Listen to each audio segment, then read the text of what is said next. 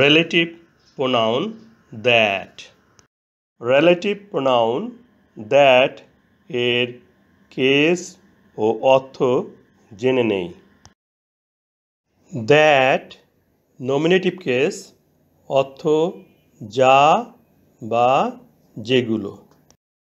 that objective case অর্থ যাকে বা যেগুলোকে।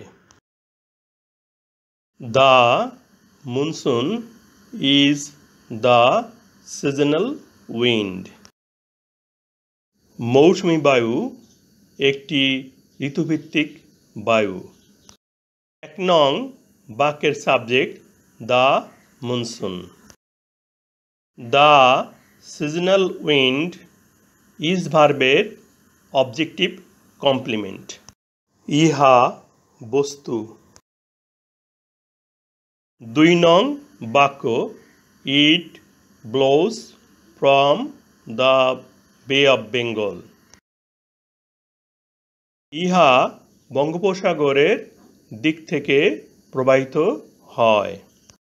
ইট 2 নং বাক্যের সাবজেক্ট, উহা 1 নং বাক্যের সাবজেক্ট দ্য মনসুন বা দ্য সিজনাল উইন্ড এর প্রোনাউন।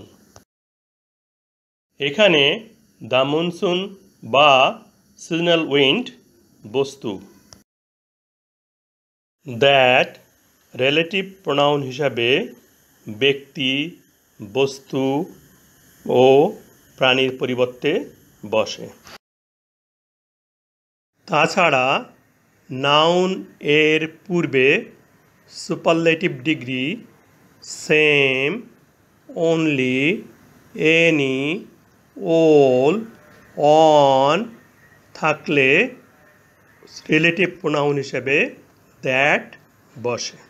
2 নং বাক্যের সাবজেক্ট ইট প্রোনাউন, উহার পরিবর্তে রিলেটিভ প্রোনাউন দ্যাট এসে বসবে। কারণ দ্যাট রিলেটিভ প্রোনাউন হিসেবে বস্তুর পরিবর্তে বসে। তাহলে রিলেটিভ প্রোনাউন দ্যাট দ্বারা গঠিত বাক্য অংশটি সাবঅর্ডিনেট ক্লজ হলো। এখন 1 নং ও 2 নং বাক্যকে রিলেটিভ প্রোনাউন দ্যাট দ্বারা যুক্ত করি।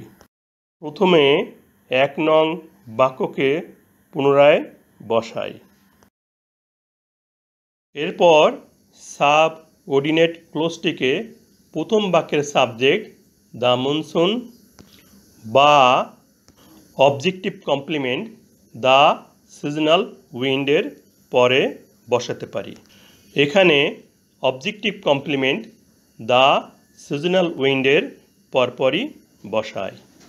দ্যাট দ্বারা গঠিত বাক্য অংশটি সাবঅর্ডিনেট ক্লজ এবং the monsoon is the seasonal wind principal clause. দুইটি ক্লজ যখন রিলেটিভ প্রোনাউন দ্যাট দ্বারা যুক্ত হলো তখন দ্যাটের পূর্ববর্তী ফুলস্টপটি বাদ যাবে। সাবঅর্ডিনেট ক্লজ ও প্রিন্সিপাল ক্লজ মিলে কমপ্লেক্স সেন্টেন্স তৈরি হয়। তাহলে এটি একটি কমপ্লেক্স সেন্টেন্স।